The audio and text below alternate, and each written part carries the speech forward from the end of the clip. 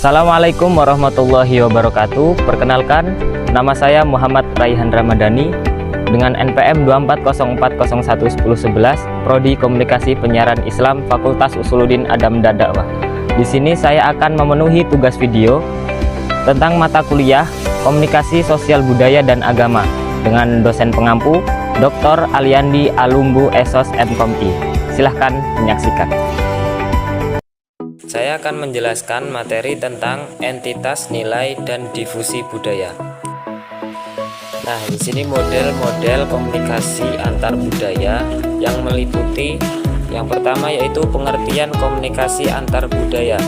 Komunikasi antar budaya merupakan proses pertukaran pesan dan makna antar individu atau kelompok yang berasal dari latar belakang budaya yang berbeda.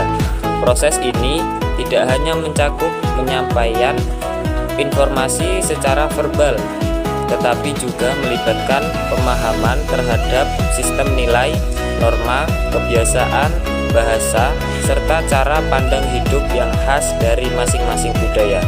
Dalam komunikasi antar budaya, pesan yang disampaikan dapat ditafsirkan dengan cara yang berbeda oleh penerima pesan tergantung pada kerangka budaya yang dimilikinya.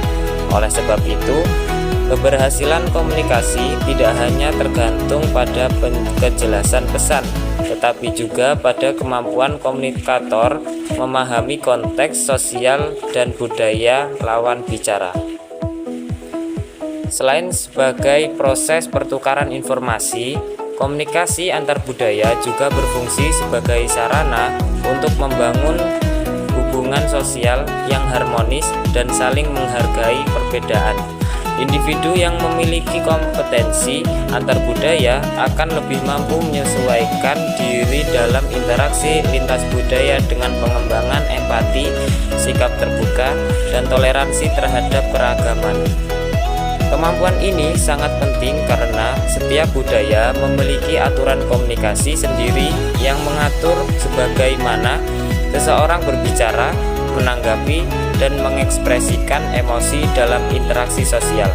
Misalnya dalam budaya Indonesia, penggunaan bahasa yang halus dan sopan menunjukkan penghormatan terhadap lawan bicara, sedangkan dalam budaya Barat, gaya komunikasi yang lebih langsung seringkali dianggap sebagai bentuk kejujuran dan keterbukaan. Nah, yang selanjutnya yaitu model-model komunikasi antar budaya. Berbagai ahli komunikasi mengembangkan model untuk menjelaskan bagaimana komunikasi berlangsung antara individu dari luar budaya yang berbeda. Model ini membantu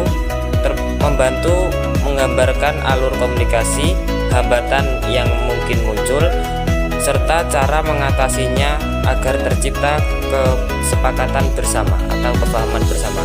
Nah, yang pertama yaitu model linier. Model linier merupakan model komunikasi paling besar atau paling dasar yang menggambarkan proses satu arah, yaitu mengirim atau sender menyampaikan pesan kepada penerima atau receiver melalui saluran tertentu. Nah, yang kedua, model interaksional. Model ini menambahkan unsur umpan balik atau feedback dalam proses komunikasi, menjadikannya dua arah. Dalam komunikasi antar budaya, umpan balik kemungkinan mengirim pesan melalui apakah pesan yang disampaikan sudah mengerti dengan benar oleh penerima yang berasal dari budaya lain. Yang ketiga, model transaksional. Model ini menggambarkan komunikasi sebagai proses simultan dan dinamis di mana pengirim dan penerima pesan berinteraksi secara bersamaan untuk membentuk makna bersama atau shared meaning. Yang keempat, yaitu teori manajemen kecemasan dan ketidakpastian. Teori ini menjelaskan bahwa dalam komunikasi antar budaya, seseorang sering mengalami ketidakpastian dan kecemasan karena tidak memahami norma sosial budaya pihak lain. Yang kelima, fase Geneutiation teori. Teori ini menyoroti pentingnya menjaga citra diri dalam interaksi lintas budaya. Yang keenam, model adaptasi budaya.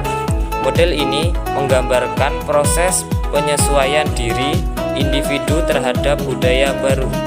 Yang ketujuh, identity negotiation theory. Dalam teori ini, komunikasi dipandang sebagai proses di mana individu menegosiasikan identitas diri dan budaya mereka. Nah, yang selanjutnya yaitu karakteristik dan perbedaan antara model linier, interaksional, transaksional, serta model komunikasi antar budaya kontemporer. Yang pertama, karakteristik model-model komunikasi antar budaya. Model komunikasi pada dasarnya berfungsi untuk menjelaskan bagaimana proses pertukaran pesan berlangsung secara individu atau kelompok dalam konteks sosial budaya yang berbeda. Dalam komunikasi antar budaya, model-model ini membantu memahami bagaimana perbedaan nilai, norma, dan simbol budaya memengaruhi cara seseorang mengirim, menerima, dan menafsirkan pesan. Model linier memiliki karakteristik sebagai proses komunikasi satu arah.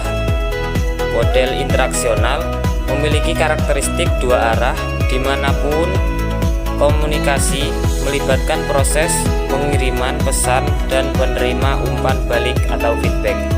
Model transaksional memiliki karakteristik yang lebih kompleks karena menggambarkan komunikasi sebagai proses yang berlangsung secara simultan dan efektif. Sementara itu, model komunikasi antar budaya kontemporer memiliki karakteristik yang menekankan aspek psikologi, identitas, dan adaptasi budaya. Yang kedua, perbedaan model-model komunikasi antar budaya. Perbedaan antara model linier, interaksional, transaksional, dan kontemporer terletak pada arah komunikasi, tingkat interaksi, serta kompleks budaya yang digunakan dalam proses pertukaran pesan. Model linier hanya sebagai penerima informasi tanpa kesempatan memberikan tanggapan. Model ini efektif dalam menyampaikan pesan langsung, namun kurang memadai dalam konteks komunikasi antar budaya yang menuntut adanya klarifikasi makna. Penerapan model-model komunikasi dalam menciptakan komunikasi yang efektif di lingkungan multikultural. Dalam konteks masyarakat yang semakin menjemuk dan global, penerapan model-model komunikasi antar budaya menjadi landasan penting untuk membangun hubungan sosial yang harmonis. Komunikasi yang efektif tidak hanya bergantung pada kemampuan linguistik, tetapi juga dapat kepekaan terhadap nilai, norma, dan simbol budaya orang lain. Setiap budaya memiliki cara berbeda dalam menafsirkan pesan, menunjukkan ekspresi, emosi, atau menggunakan bahasa tubuh. Oleh karena itu, pemahaman terhadap berbagai model komunikasi membantu individu menyesuaikan perilaku komunikatif mereka agar pesan dapat diterima secara tepat dan tidak menimbulkan kesalahpahaman. Ya, itulah tadi penjelasan dari saya. Semoga bermanfaat bagi kita semua. Saya akhiri. Wallahul muwaffiq ila aqwamit thoriq. Wassalamualaikum warahmatullahi wabarakatuh. Salam komunikasi.